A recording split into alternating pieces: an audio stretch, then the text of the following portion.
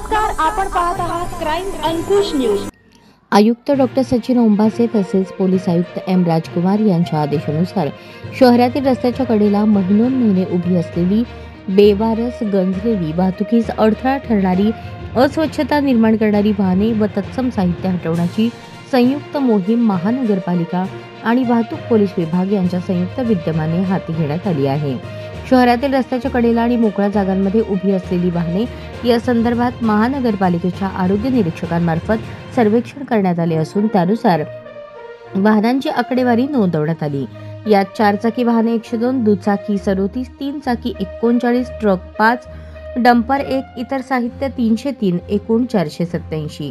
या सर्व वाहन मालकांना आणि साहित्यधारकांना नोटीस बजावण्यात आली आहे।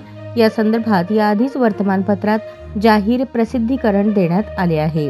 आज दुपारी 4 वाजेनंतर अतिरिक्त आयुक्त वीणा पवार यांच्या मार्गदर्शनाखाली या कारवाईची सुरुवात करण्यात आली। पहिल्या टप्प्यात रेल्वे स्टेशन रोडवरील लावण्या रंग ट्रॅव्हल्स बेवारस वाहन उचलण्यात आले असून ते वाहतूक पोलीस विभागाच्या ताब्यात देण्यात आले आहे।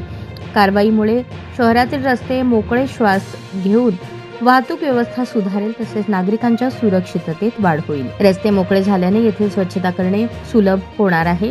एकंदर शहरवासीय तसेच शहरामध्ये येणाऱ्या जाणाऱ्या प्रवाशांमध्ये शहर स्वच्छ आणि सुंदर असल्याबाबत भावना निर्माण होणार आहे। या कारवाईमुळे अशा शासकीय जागेवर बेवारस अवस्थेत लावलेल्या वाहनांच्या खासगी मालकांमध्ये जागृतीसह एक प्रकारची धास्ती निर्माण झाली आहे। चॅनलला लाईक करा, शेअर करा आणि सबस्क्राइब करा।